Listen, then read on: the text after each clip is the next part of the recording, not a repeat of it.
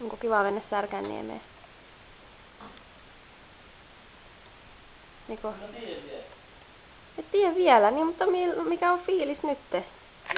Joo, en mä oikein osaa ottaa niinku mitään. Mä en oo käynyt siellä niin pitkään aikaa.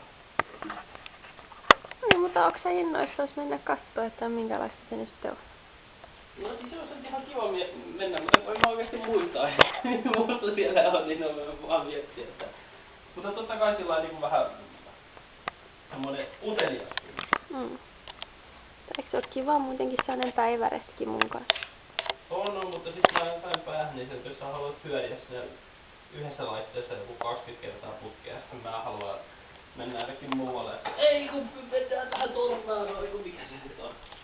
Niin, mutta sä voit itsekin ihastua siihen. Niin voikin, mutta sit kyllä mä haluan kokeilla ihan ne kaikki muutkin laitteet. Joo. Mä en kyllä ihan kaikkiin tuu.